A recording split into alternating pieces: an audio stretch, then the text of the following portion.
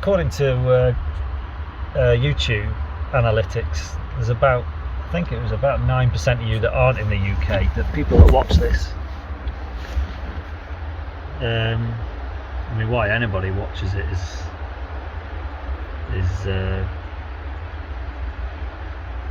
beyond me. But anyway, so I don't know what it's like in other countries, but it's been a wet year here. It's never really dried up all year, and I know I keep saying it over and over again, but yeah, so it started raining last night and it didn't let up all night, and it's hardly let up all day today.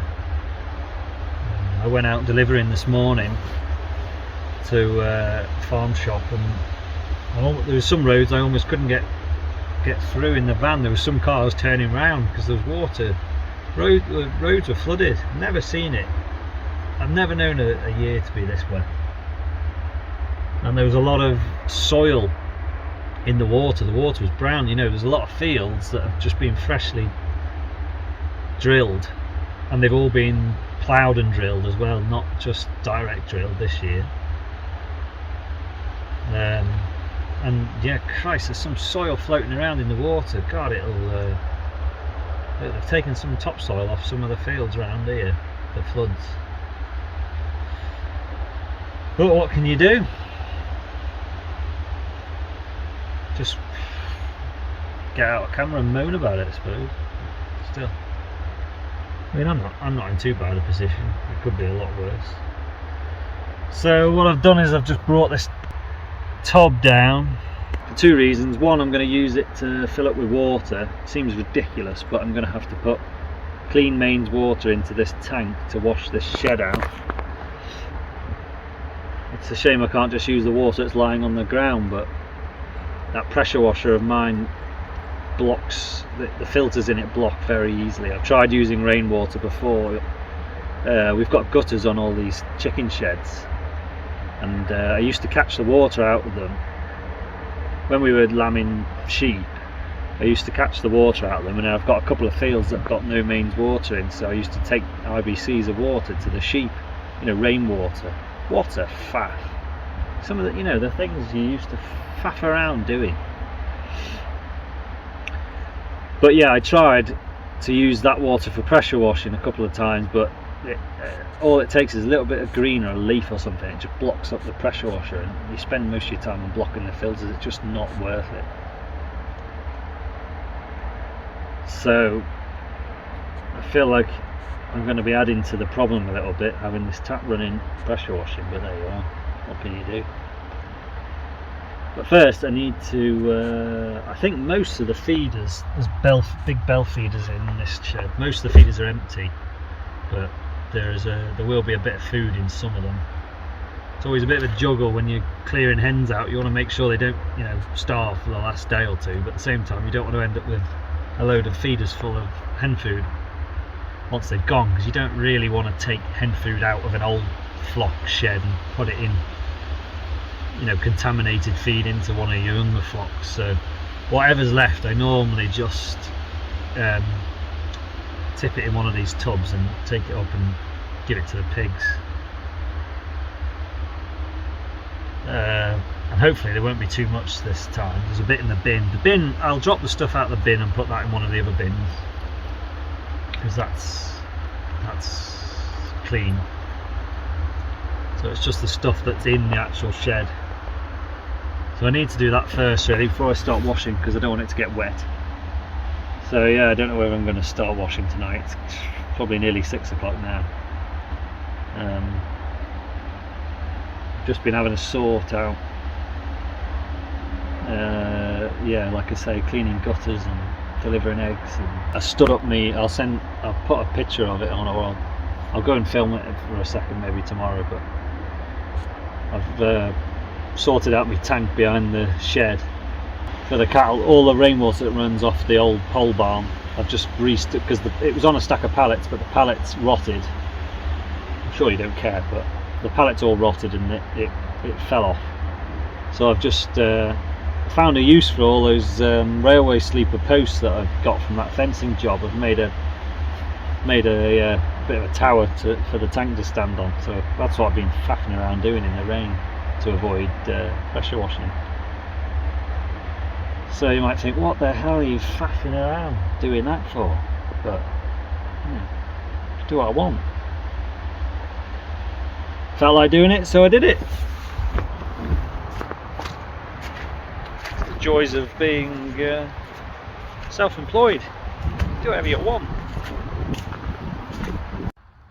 Yeah, I've just had a birthday actually, and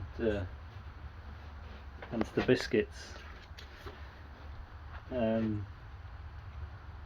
Yeah, most of my family have been watching these videos for some reason, I don't know why, and they've collectively decided that the videos are that poor quality, something needs to be done about it, and unfortunately, without doing anything about me, the only other thing is to get me a new camera. So they bought me a new camera, which is very nice of them, so I'll have to give that a go. A bit worried that I'm going to break it, but I've just put a memory card in it, but I don't know, haven't just figured out how to use it yet. And it's dark outside, so I might have a go with it tomorrow. So yeah, thanks for that, and watch this space for some really decent high quality footage coming this way, because some of the last videos have been horrendous, terrible.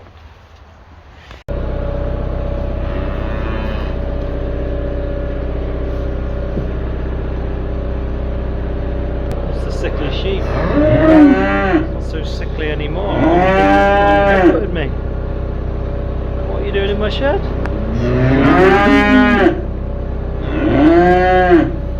Perked up a bit now. I thought it was going to die a few weeks ago. It comes in, helps itself with his calf. It's got calf in there. This is the same one. It seemed to perk up a bit, and then it's been fine the last couple of days. I drunk this morning. Don't know what's got up with it now. It's just a wrong one, I think. You get it, don't you? Tidy up the car shed. Just scrape all this loose straw.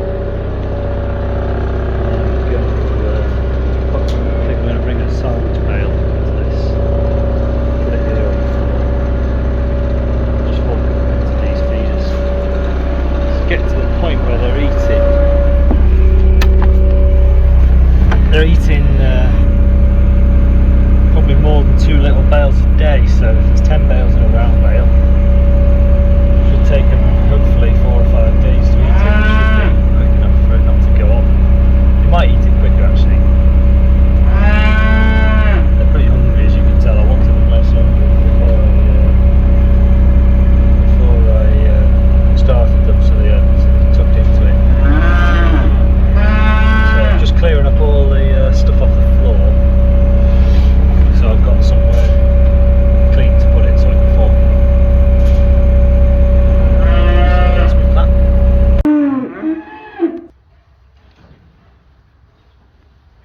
Well, there's a bale in here now. Shame the roof's not a bit higher. I could just chuck it into the shops with a loader. But you can't. I did cut the net off before I dropped it. So now I'll just fork that in.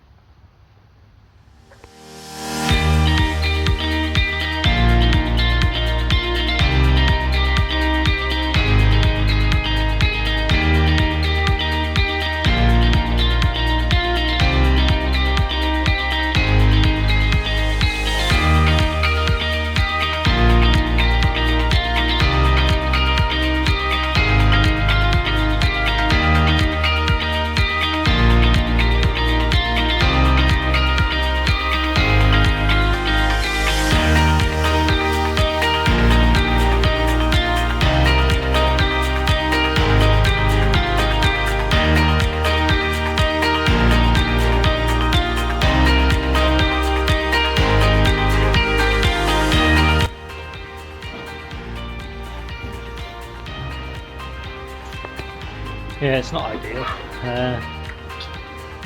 Maybe a little handball in it. I mean, ideally these cattle aren't going out of this shed. They're about at their age and size limit of what I want in here. This was really my calf rearing shed, and sort of once they get to the size where they are eating silage is normally when I want them gone. There's two reasons: A, they're big enough so that they start damaging this shed, which is only a flimsy shed. I've noticed they're pushing some of these boards off the walls, and the other reason is they start mucking a lot more. You know, as soon as you start feeding them silage, that's when you end up with slurry coming out the back end. And these pens are only on flags. There is strips of concrete, but most of that pen is just on flags. So when you introduce a lot of moisture to just 2-inch flags, then it's not ideal, because when you muck it out, it just ends up the flags moving and cracking when you drive over them. So yeah, they're about ready to go up into the top yard really. These. I was just maybe wanting to give them another couple of weeks. I've got to sell some big ones and have a move around. I'm on and ahhing whether to sell the suckler cows, basically. That would free up a shed. I just think that for what you get back off them, the suckler cows, they just take up a lot of room. They eat a lot of silage. Yes, I'm not giving them any corn, so they don't cost a lot in that sense. But for what you get back, you know, we've got like 4 cows plus a young heifer that's coming up, and 4 calves. And if you're trying to expand your herd, you know, you keep at least 1, maybe 2 of your calves, so you sell maybe 1-2 calves every year, which in my mind doesn't hardly cover the costs of the straw and the silage in, and it ties up. You can use, I mean, I turn the sucklers out in the summer, so the shed's not tied up in the summer, but all winter you've got a shed that could have 10, you know, a young bunch of store cattle in, that's got like 4 cows and its replacement, and a couple of calves instead. So I'm just summing an iron whether to get rid of the sucklers completely and stick with the store cattle. I think the calves are about old enough to they'd probably be doing better. I don't think they're getting much milk now. They'd probably be doing better just on a bit of corn and silage rather than, you know, no corn and a little bit of milk. And the cows aren't in calf, so they need to go, I think. Get rid of the cows.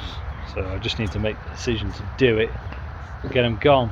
I don't know what the beef trade's like at the moment. It's a bit up and down, isn't it? I keep getting texts from our local markets saying that they're fully booked every week for store cattle, because it's time of the year, I suppose. I assume there's a lot of people selling them out the field rather than bringing them in,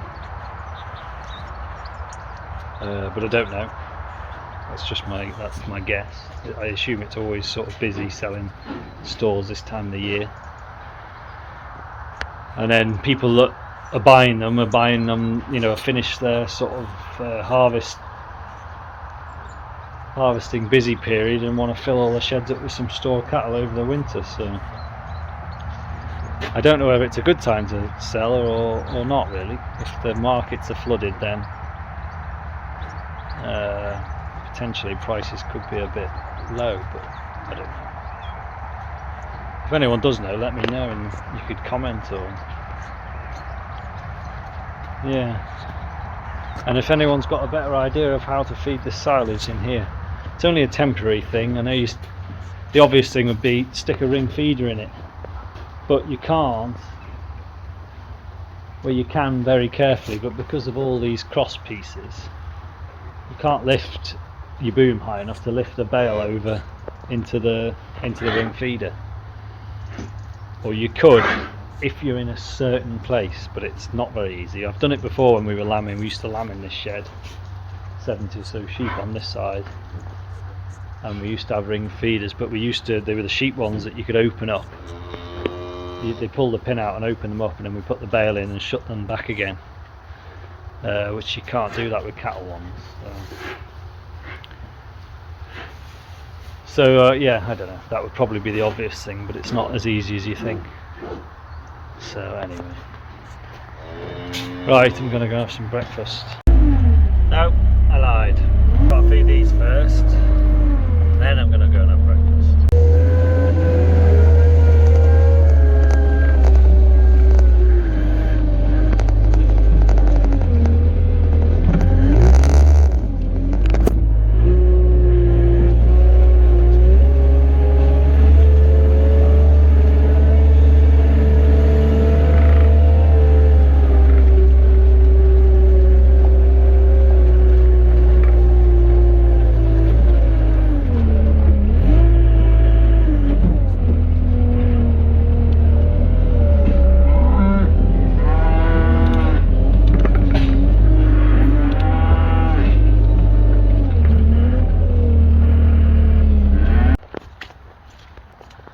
Right, I'm going to do some pressure washing. Had my lunch, breakfast, whatever. I'm just going to set this. Got some pipes. Well, I only need one of them, but one of them's got a hole in. I can't remember which one it is. So I'm just going to set this tub to fill up while I got my camera. Yeah, sorry. Just going to set these pipes up. Running into this tank, because I realised I probably should have put this to run before I went in for my breakfast, but there you are. It's better to have a bit of a tank full of water before you start. That way you don't run out of water. Anyway. I've only got one tap here that'll reach, so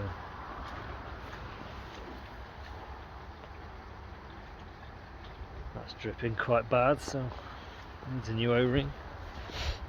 So yeah, I'll put that to run. I just need to take a few things out of the shed, move the feeders out of the way, get rid of this fan, and take all the light bulbs out. And then we'll start washing. It's really nice and crusty stuff on the bottom, so it'll be a bit slow to start with, but we'll make a start.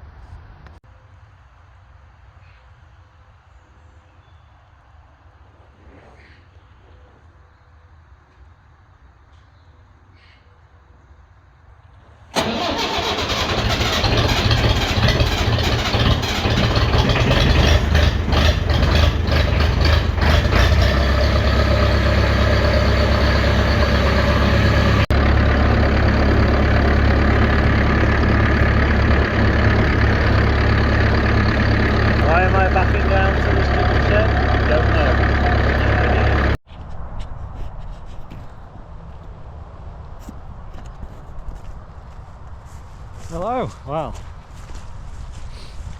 it's sort of been probably, well, I think it's been 2 days actually since I last turned the camera on, and yeah, I think I'll have to check, but I think I was just about to do some pressure washing, which I did. I had about 2 hours in here doing. I've basically done all of this side of the floor.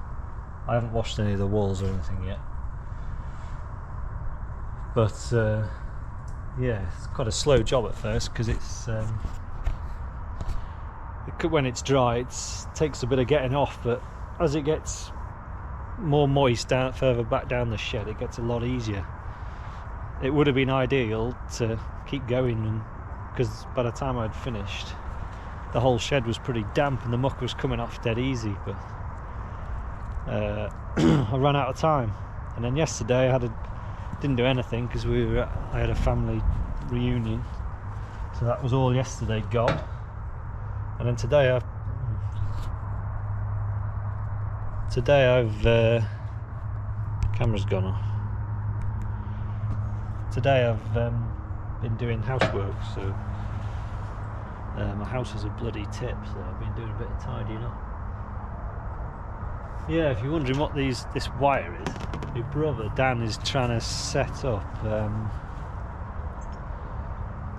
an auto flushing system for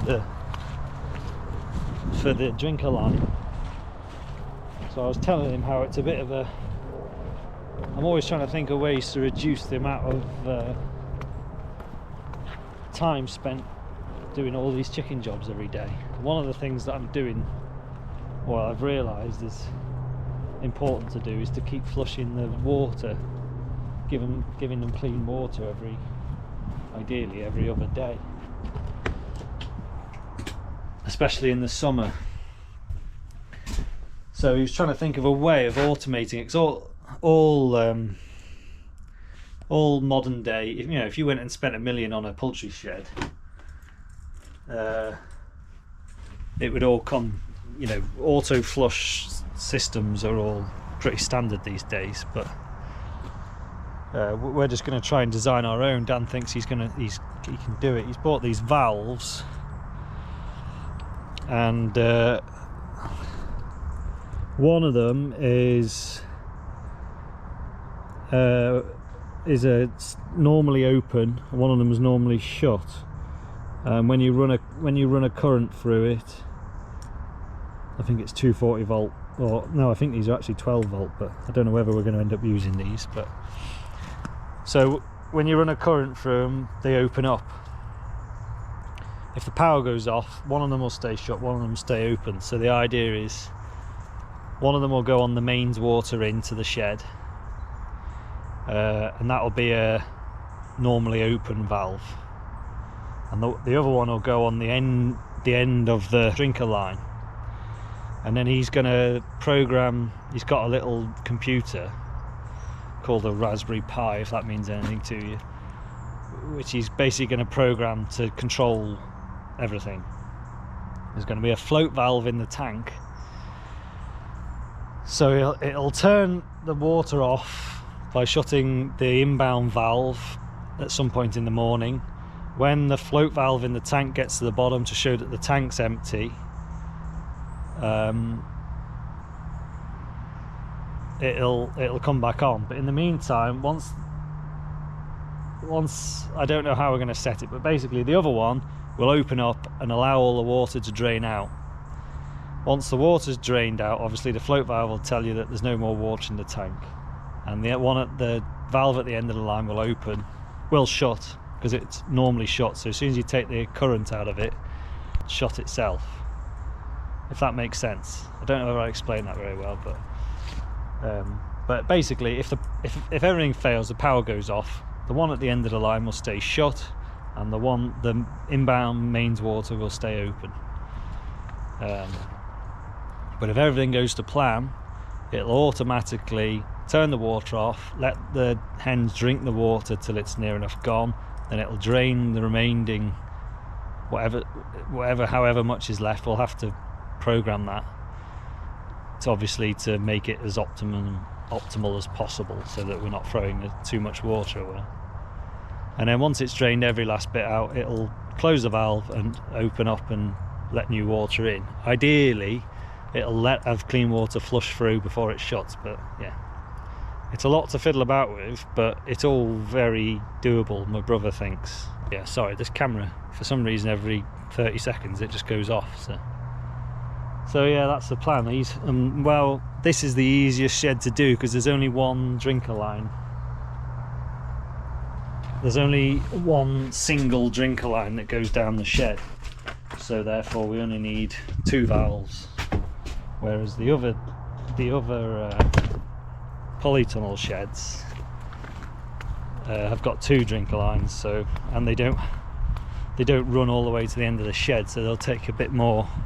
We're going to have to do a bit more pipe work to get the water out of the shed rather than falling into the muck. But anyway, it's a very long-winded explanation of what Dan's doing. So yeah, it's mid-afternoon now. I'm just gonna hopefully have another half an hour session if I've got time on washing this chicken shed. So I'm gonna fire up the International and go and get me waterproofs. So yeah.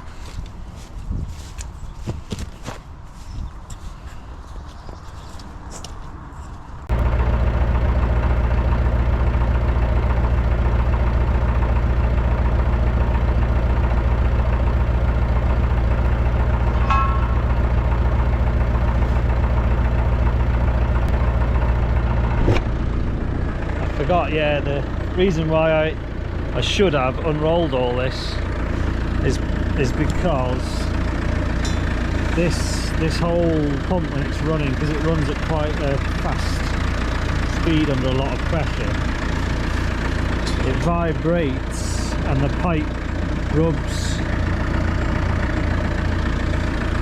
and it vibrates that much it takes the rubber right off the pipe. So once I realised that, I do always try and roll it all the way out when it's running, but I forgot to do it the other day. But yeah, anywhere basically where the pipe's touching metal, it'll just wear right through the metal because it just vibrates at that higher frequency.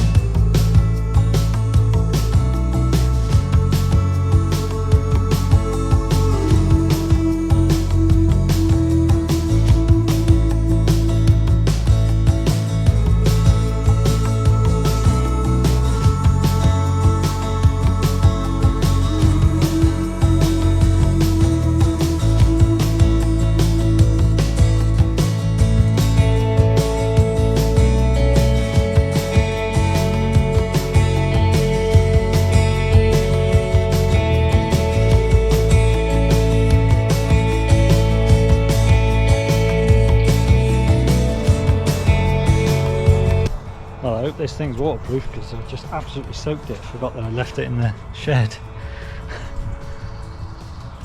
Well, I've done the other side roughly. It's a bit dark, so I can't really see what I'm doing, but the light shines up through the cracks in the floor so you can sort of see if there's muck. And I wash it in two directions. I try and wash it going with the lance facing one way as I go down, and I turn around and come the other way, and that generally gets 95% of the muck off. So yeah, once you've done the floor, you've done 50% of the washing really. It's what takes the time. The rest of it's all the fiddly bits, all the drinkers and mats and waters and feeders, as you'll have seen from my other videos. So yeah, anyway, try and edit this video together now and then that'll be it, and try and find something a bit more interesting to talk about in one of the next ones. So yeah, don't really know what I'm doing or why I'm doing it, so yeah, wouldn't bother watching if I were you. Bye for now.